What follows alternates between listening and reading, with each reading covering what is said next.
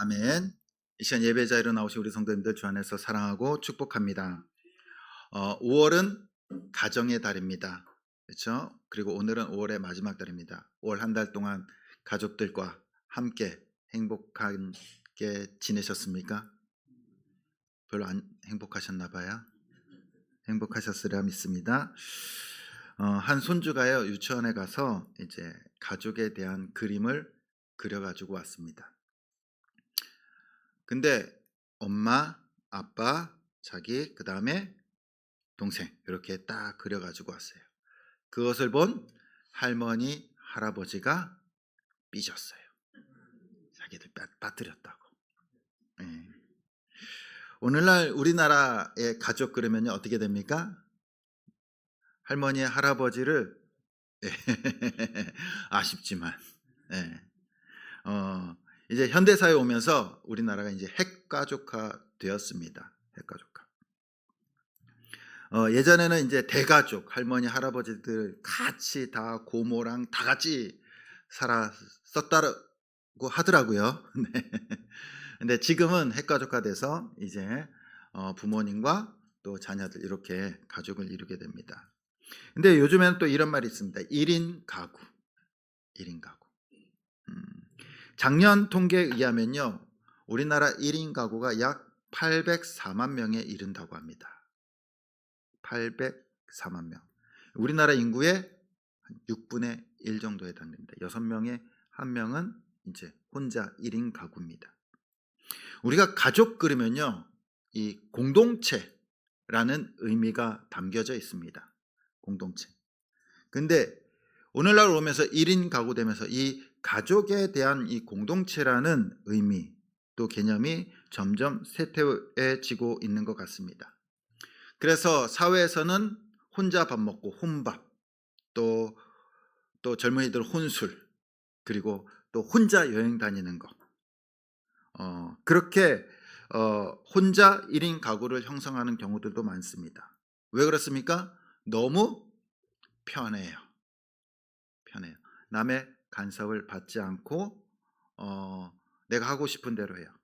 그래서 또 TV 프로에 보면은 이제 혼자 사는 그런 젊은이들을 좀 멋있게 이렇게 이야기하는 경우도 있습니다. 그런데 사람은요 결코 혼자 살 수 없어요. 혼자 살 수 없어요. 자신이 혼자 살고 싶다고 하더라도 나중 되면요, 지금은 편하지만 나중은 외로워져요. 그래서 하나님께서는요, 온 우주 만물을 창조하시고 남자와 여자를 창조하셨습니다. 그리고 부부가 되도록 하셨어요. 그것이 뭡니까? 가족, 공동체로 시작하셨다는 겁니다.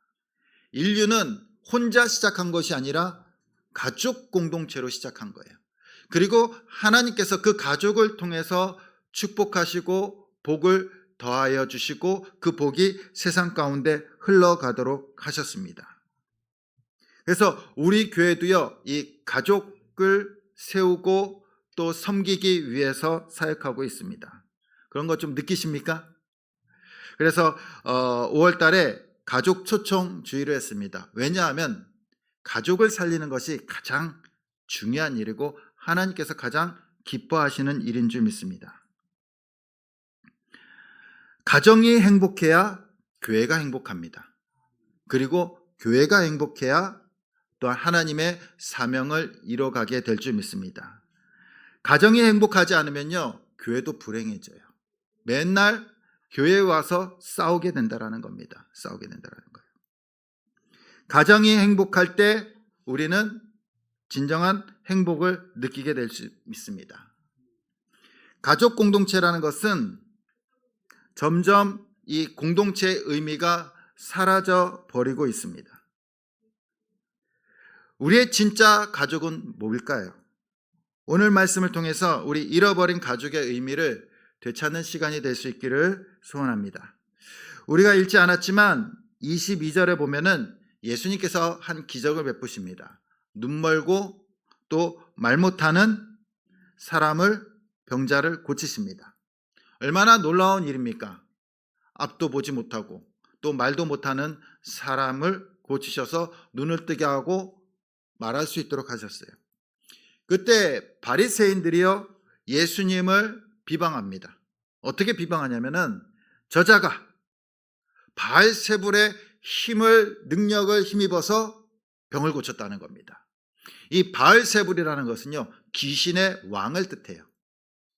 그러니까 하나님의 아들로 인정하는 것이 아니라 저자가 귀신의 왕의 능력을 힘입어서 병자를 고쳤다라고 비방하는 겁니다.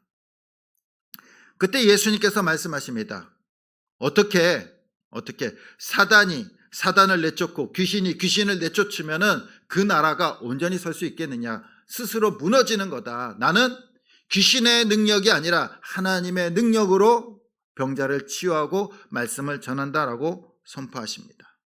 이렇게 바리새인들과 서기관들과 예수님이 논쟁이 있었어요. 그리고 오늘 말씀의 46절에 보면은 무리에게 말씀하실 때라고 시작합니다. 그러한 일이 있고 계속해서 예수님께서 백성들에게 말씀을 전하실 때 누가 찾아오냐면요 예수님의 가족들이 찾아옵니다. 그들이 예수님을 찾아온 이유가 뭘까요? 예수님의 기적을 경험하기 위해서 또 말씀을 듣기 위해서 찾아온 것이 아니에요. 지금 상황 보면은 예수님께서 누구와 지금 적을 지고 있습니까? 바리새인들과 서기관들, 종교 지도자들과 대적 관계가 형성된 겁니다. 싸움의 관계가 형성이 된 거예요. 당시 기득권자였고요. 종교 지도자들이었습니다. 그들은 예수님을 하나님의 아들로 인정하지 않아요. 믿지 않습니다. 그래서 가족들이요 예수님을 말리러 온 거예요. 하지 마라. 마가복음에 보면요 뭐라고 기록되어져 있냐면요 친척들이 예수님을 향해서 저 사람 미쳤다라고 얘기해요. 미쳤다. 가만둬서 안 된다라고 이야기합니다. 바로 예수님의 가족들이요 예수님을 이해하지 못하고 예수님을 믿지 못하고 와가지고 말리러 온 거예요. 너 그렇게 하지 마. 그만해. 싸우지 마. 전하지 마. 기적도 베풀지 마. 예수님의 사역을 방해하러 온 겁니다. 우리도 주님의 일을 할 때 방해꾼들이 있습니다. 그 방해꾼들을 보면요 누구들입니까? 멀리 있는 사람이에요? 가까이 있는 사람이에요? 아주 가까이 있는 사람들이에요. 가족이고 자녀일 수도 있고 부모일 수도 있습니다. 왜 그렇습니까? 나를 너무 잘 알고 있기 때문에. 나를 너무 잘 알고 있기 때문에 하지 말라는 거예요. 방해하는 겁니다. 그래서 우리가 하는 헌신과 신앙생활들을요 이중적인 모습으로 바라봐요. 집에서나 똑바로 하지. 나한테나 잘하지. 이중적인 모습으로 바라본다는 겁니다. 예전에 영성치유 수련회를 다녀온 적이 있습니다. 크리스천들이 참여하는 수련회예요. 전국에서 한 수십 명, 수백 명이 모입니다. 그리고 자신의 이름과 신분을 공개하지 않아요. 왜 그럴까요? 마음껏 속에 있는 이야기를 하도록 밝히지 않습니다. 처음에 온 사람들 보면요 다 멀쩡해요. 그 중에 목사님도 있고요, 장로님도 있고요, 권사님도 있고, 집사님도 있고, 성도님도 있고, 청년들도 있고요. 다양한 어른들이 다 있습니다. 다 크리스천들이에요. 보면은 다 멀쩡합니다. 다 멋있어 보이고요. 신앙생활 잘할 것 같고 아무런 문제 없이 보여요. 그런데 하루 이틀 지나면서 이제 속에 있는 이야기들을 이제 꺼내기 시작하는데 안 아픈 사람이 없어요. 상처가 없는 사람이 없어요. 부부로부터 받은 상처, 자녀로부터 받은 상처, 특히 부모로부터 받은 상처가 그 사람의 인생을요 완전 삐뚤게 만들어놔요. 어릴 때부터 받은 상처들, 그 상처들을 그 마음에 품고 살아가면서 아닌 것처럼 살아간다는 겁니다. 아닌 것처럼.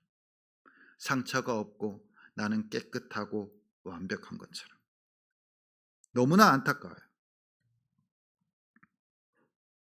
우리는요, 가장 가까이 있는 사람들을 보면서 내가 잘 안다고 생각해요. 잘 안다고.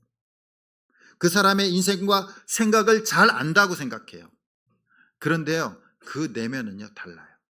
그 내면은 썩어 있고요, 상처투성이고 아파하고 있다라는 겁니다. 우리는 착각하면서 상대방에 대해서 내 스스로 판단하면서 착각하면서 살아가요. 과소평가한다라는 겁니다. 우리 성도님들은 어떻습니까? 가족들과 진지한 대화를 해보신 적이 언제입니까? 정말로 가족들의, 자녀들의, 부모들의, 또한 형제들의 그 속 깊은 마음들을 알고 계십니까? 아니요, 얘기하지 않아요. 얘기하지 않아. 왜? 얘기하면 또 공격할까봐, 또 싸울까봐 이야기하지 않습니다. 예수님의 가족들도요, 예수님을 어떻게 합니까? 이해하지 못해요. 왜? 어릴 때부터 같이 자랐거든요. 같이 밥 먹고 같이 자고 같이 일하고. 예수님의 행동을 이해하지 못합니다. 그렇게 같이 거의 30살 가까이 같이 살았는데 갑자기 세례 요한으로부터 세례받더니 나가서 하나님의 말씀을 전하고 기적을 베풀고 병자를 고치고 하나님의 말씀에 능력 있게 전하면서, 그리고 바리새인들과 당시 종교 지도자들과 싸우는 거예요. 이해가 되지 않아요. 말리는 거예요. 하지 말라고. 자칫 잘못하면 너 다쳐. 아니, 우리도 다쳐. 방해하러 온 겁니다. 방해하러 왔어요. 그때 무리들이요 말합니다. 예수님 앞에 당신의 어머니와 동생들이 밖에서 찾고 있습니다. 뭐 말할 게 있는 것 같습니다. 그때 예수님께서 말씀하십니다. 누가 내 어머니며 내 동생들이냐. 마치 화내시는 것 같아요. 예수님께서 그들을 부인하고 있습니다. 누가 내 형제들이고 내 어머니냐. 그러나 예수님께서 말씀하시는 것은 세상의 형제들과 어머니가 아니에요. 육체적인 혈육관계를 이야기하고 있는 것이 아닙니다. 그렇다고 성경에서 육체적인 가족을 부정하는 것은 아니에요. 예수님께서 십자가에서 달려서 죽으실 때 제자들한테 뭐라고 얘기하십니까? 보라 내 어머니라. 평생 잘 돌봐달라고 부탁합니다. 어머니 마리아를 부정하지 않아요. 그러나 오늘 말씀에 예수님의 의도는요, 육체적인 가족이 아니라 하나님의 영적인 가족을 말씀하고 있는 겁니다.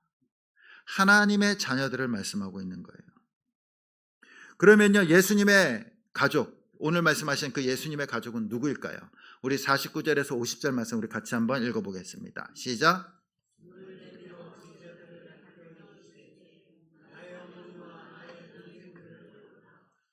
누구든지 하늘에 계신 내 아버지의 뜻대로 하는 자가 내 형제요 자매요 어머니니라 하시더라. 아멘. 지금 예수님께서는요, 상황이 바리새인들과 서기관들과 싸우고 있는 상황이에요. 대적 관계입니다. 예수님을 믿지 않아요. 근데 지금 앞에 있는 자들은 누굽니까?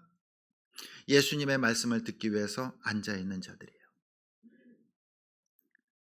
그리고 예수님의 말씀을 믿는 자들입니다. 그러면서 보라, 여기에 내 말을 듣고 또 하나님을 믿는 자, 순종하는 자가 내 가족이고 어머니고 형제다라고 말씀하시는 겁니다. 바로 예수님이 말씀하시는 가족은요, 예수 그리스도를 믿고 영접하고 하나님의 말씀에 순종하는 자들입니다. 어떤 혈육적인 관계를 말씀하시는 것이 아니에요. 예수 그리스도를 믿고 새롭게 된 자들, 거듭난 자들을 말씀하십니다. 그래서 요한복음 1장 12절 13절에 이렇게 말씀하십니다. 우리 같이 한번 읽어보겠습니다. 시작. 영접하는 자, 곧 그 이름을 믿는 자들에게는 하나님의 자녀가 되는 권세를 주셨으니 이는 혈통으로나 육정으로나 사람의 뜻으로 나지 아니하고 오직 하나님께로부터 난 자들이니라. 아멘. 바로 예수 그리스도를 영접했을 때 하나님의 자녀가 된다라는 겁니다. 그것은 혈통으로나 육정으로, 육체적으로 하나님의 자녀가 되지 않는다라는 거예요. 오직 예수 그리스도를 믿을 때 하나님의 자녀가 되는 줄 믿습니다. 그리고 새롭게 태어나는 거예요. 우리의 영이 새롭게 태어나는 겁니다. 그리고 하나님의 자녀가 될 줄 믿습니다. 영국과 미국에서 활동하던 조지 휴필드라는 부흥 강사 전도자 목사님이 계셨습니다.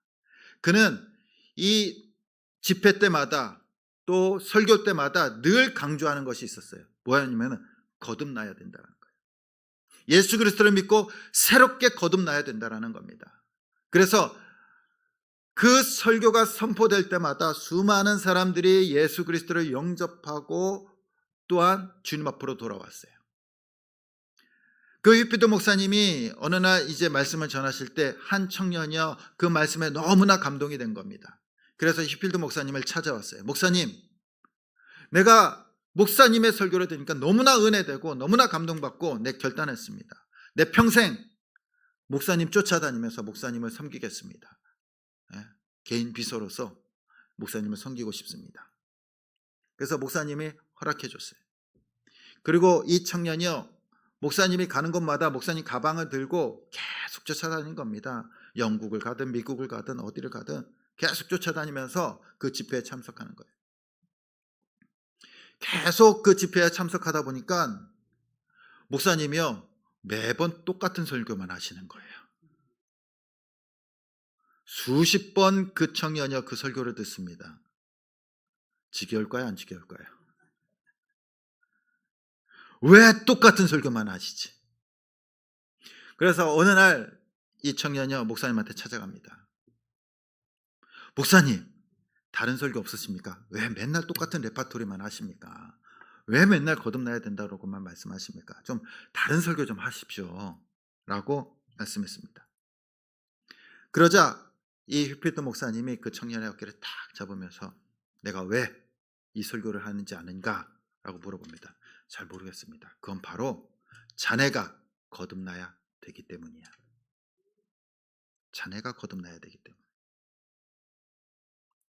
우리에게 있어서 가장 중요한 것은요 예수 그리스도를 믿고 새롭게 거듭나야 되는 거예요.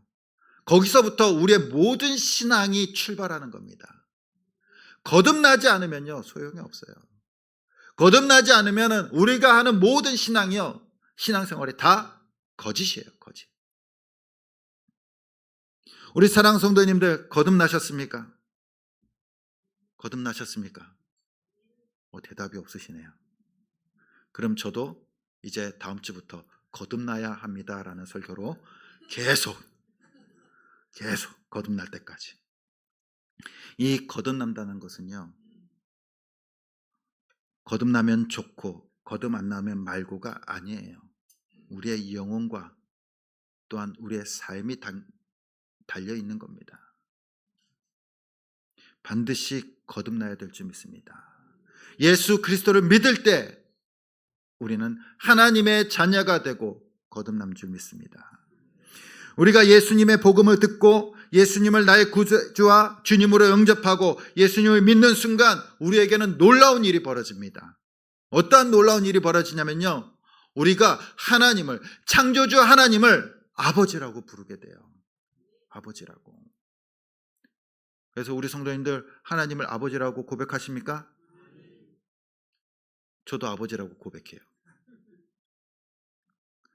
우리 성도님들도 아버지라고 고백하고 저도 아버지라고 고백하면요 우리 아버지는 같은 아버지네요. 그렇기 때문에 여기 형님들, 누님들, 또 동생도 있고 또 형제도 있고 자매도 있는 겁니다. 주 안에서 우리는 한 형제 자매라는 거예요. 한 형제 자매. 이것이 놀라운 축복 아닙니까? 그러면 저와 여러분들은 몇 촌입니까? 네? 무촌 아니에요. 무촌은 부부예요. 2촌이죠? 형제는 2촌, 그 다음에 부모와 자녀 관계는 1촌. 예, 기억나시나요? 어쨌든 우리는 다 같은 형제 자매라는 겁니다. 우리가 하나님의 자녀가 되고 형제 자매가 되는 것은요, 우리의 혈통 인종을 초월합니다. 그리고 한 가족이 되는 거예요. 가족. 혈연 관계가 아니라는 겁니다. 우리는 인간적인 피로 맺어진 관계가 아니라 예수 그리스도의 보혈로 우리가 새롭게 태어나고 한 가족이 된 줄 믿습니다. 우리는 영적인 가족이에요. 영적인 가족. 그래서 만나면 반갑잖아요. 일주일 동안 살아가다가 주일날 딱 만나면 어떻습니까? 안 반갑습니까? 전 너무 반가운데. 그래서 한 주간 동안 살아온 이야기를 또 목장에서 또 털어놓습니다. 서로 위로하고 또 기도하고 힘을 얻습니다. 그뿐만 아니라 일주일에 한 번씩 전도를 나가거든요. 길진 않게 짧게 전도를 나가면요, 가끔 우리 교회 성도도 만날 때도 있지만 다른 교회 성도들을 만나요. 네. 제가 교회 다닌대요. 어느 교회 다닌대요. 그러면요, 너무 반가워요. 반가워요. 희한하지 않습니까? 언제 봤다고. 언제 봤다고. 같이 예수님을 믿는다는 이유, 그것만으로도요 반가워요. 서로 웃으면서 또 격려해 줍니다. 격려해 줘요. 또 오랜만에 보면 우리가 얼마나 반갑습니까? 그렇죠? 우리 김혜연 집사님 어깨 수술하고 나서 지금 3주 만에 나오셨는데 얼마나 반갑습니까? 반갑잖아요. 또 박현철 집사님 또 몇 주 만에 또 나오셨는데 또 얼마나 반갑습니까? 오랫동안 보지 않더라도요, 예, 보면은 반가운 거예요. 반가운 거. 그것이 뭡니까? 가족이라는 거예요. 가족. 가족. 하나님께서 이 가족에게 주시는 축복이 있습니다. 축복이 있어요. 마태복음 18장 20절 우리 같이 한번 읽어보겠습니다. 시작.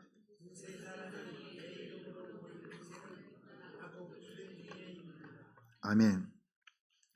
어떠한 어려움과 힘든 일이 있더라도 두세 사람, 하나님의 가족들이 모인 곳에는 누가 계시다고요? 하나님이 임재하여 주실 줄 믿습니다. 이 시간에도 창조주 하나님께서, 성령 하나님께서 저와 여러분과 함께 계시는 줄 믿습니다. 이것이 우리에게 주시는 놀라운 축복이에요. 예수님께서는 자신을 찾아온 어머니와 동생들에게 가족이라고 말씀하지 않습니다. 예수님께서 말씀하시는 것은 육체의 가족이 아니라 영적인, 예수 그리스도를 믿음으로 하나님의 자녀가 된 가족 공동체를 말씀하십니다. 이 가족 공동체는요, 아주 평범합니다.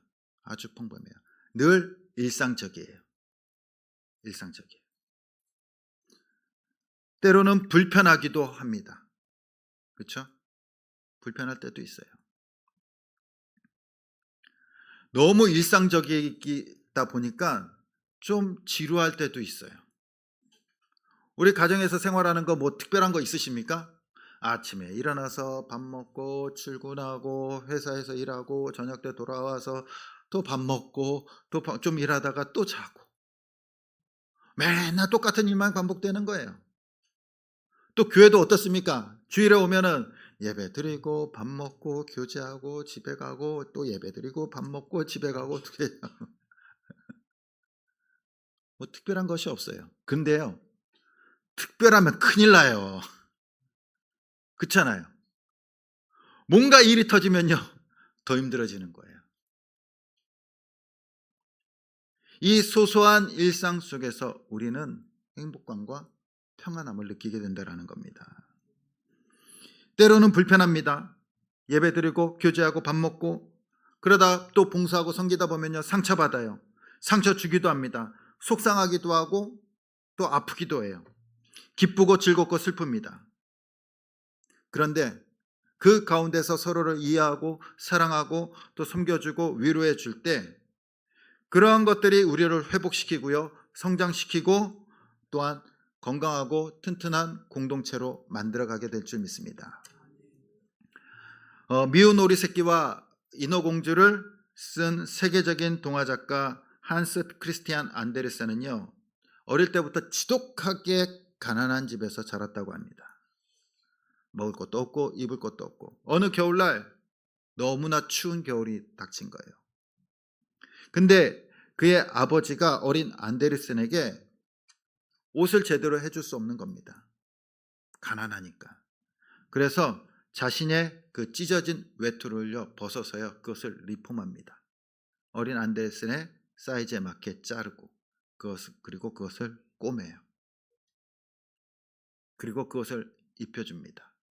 찢어지고 낡았지만 아버지가 꼬매가지고 비록 볼품없는 외투였지만 안데르센은 그 외투가 세상에서 가장 따뜻했다라고 고백합니다. 훗날 그가 동화작가로 성공한 뒤에 한 기자가 그에게 물어봅니다. 어떻게 이렇게 훌륭한 작품들을 쓸 수 있습니까? 당신의 그 가난하고 불행했던 어린 시절이 지금 성장에 걸림돌이 되진 않았습니까? 라고 물어봅니다. 그러자 안데르센은 미소를 지으면서 대답했습니다. 제게는 아버지가 밤새 기워주신 외투가 있었습니다. 세상이 아무리 차갑고 나를 비웃어도 그 외투를 입을 때면 나를 온 마음으로 사랑해주는 가족이 있다는 사실에 나는 세상이 무섭지도 두렵지도 않았습니다. 그리고 그 사랑으로 나를 지금의 작가로 만들어 주었습니다. 라고 고백했습니다. 우리는 가족 그러면요, 뭔가 물질로 탄탄해야 된다라고 생각합니다. 그러나 가족의 중요성, 필요성은요, 물질에 있지 않아요. 물질이 많아도 불행한 가족들이 얼마나 많습니까? 오히려 물질이 많으면요, 싸워요. 다툽니다. 내놓으라고. 좀 더 가지겠다고. 심지어는 죽여요. 가족 간에. 얼마 전에 자녀가 아버지한테 그 용돈을 주지 않는다고 그 아버지가 그 아들을 칼로 죽이는 끔찍한 사건이 있었습니다. 가족은요, 물질로 묶인 것이 아니라 감정으로, 마음으로 묶인 공동체입니다. 또한 우리는 예수 그리스도의 피와 예수 그리스도의 마음으로 묶인 영적 공동체인 줄 믿습니다. 우리는 예수 그리스도를 믿음으로 한 가족이 되었습니다. 그런데 이 가족 공동체는요, 절대 완벽하지 않아요. 완벽한 가족 공동체는 절대 없습니다. 이 절대라는 말 이해하실 겁니다. 여러분들, 태어나서 우리는 누구랑 가장 많이 싸웠습니까? 누구랑 가장 많이 싸웠습니까? 일부 예배 때 보니까 어떤 분이 와이프요. 누구죠? 가족이죠. 태어나서 지금까지 가장 많이 싸운 사람은요, 회사 직원도 아니고 친구도 아니에요. 가족이랑 가장 많이 싸웁니다. 그리고 지금까지 우리는 누구에게 가장 많은 상처를 받았습니까? 누굽니까? 가족이죠.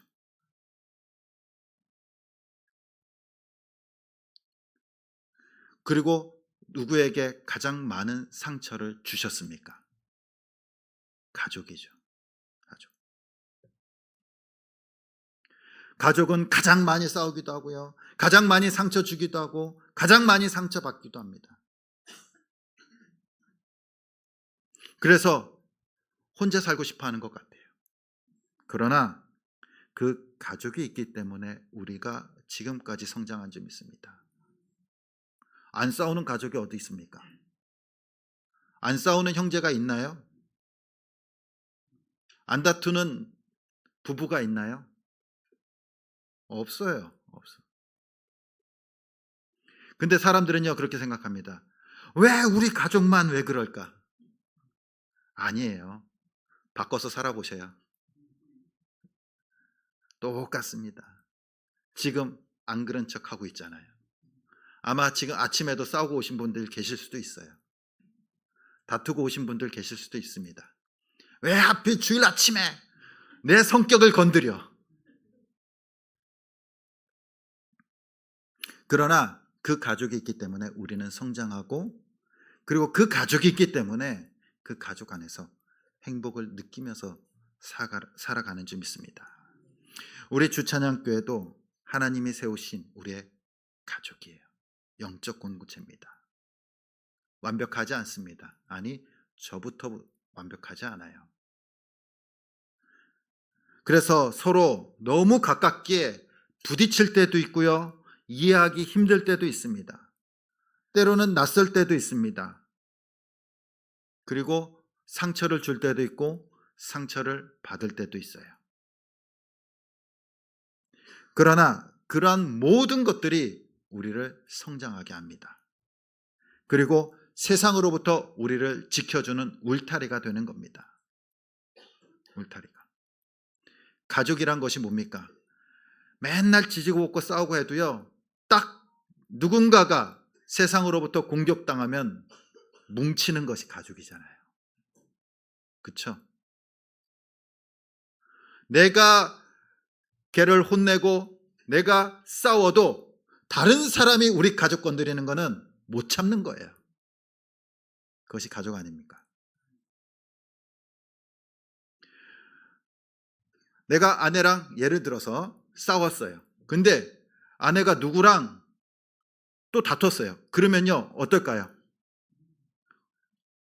쌤통이다 그럴까요? 아니에요. 지금 좀 전에 내가 싸웠어도 누군가 내 아내를 건드리면요, 물불 안 가리고 싸우는 것이 가족입니다. 그렇죠? 우리 교회 공동체도 마찬가지입니다. 우리 교회 공동체도요, 지지고 볶을 때도 있어요. 뭐 어디서 어떻게 다투는지 저는 모르겠어요. 없으니까 안 보이겠죠? 그래도 어떤 어려움이 있으면요, 같이 기도하고 같이 슬퍼해주고 같이 위로해주는 공동체, 그것이 가족 공동체인 줄 믿습니다. 세상으로부터, 악한 영들로부터 우리를 방어하고 지켜주는 울타리가 우리 교회인 줄 믿습니다. 그리고 우리가 행복할 때, 우리의 가정이 행복하고 이 교회가 행복할 때 주님께서 주신 그 사명을 이루어 가게 될 줄 믿습니다. 한 주도 우리의 영적 공동체인 교회를 통해 서로를 이해하고 사랑하고 격려함으로써 하나님께서 주신 축복을 누리며 참다운 행복을 누릴 수 있는 저와 여러분들 될 수 있기를 간절히 주님의 이름으로 축원드립니다. 이 시간 우리 함께 찬양하고 기도하시겠습니다. 여기에 모인 우리 함께 찬양하겠습니다.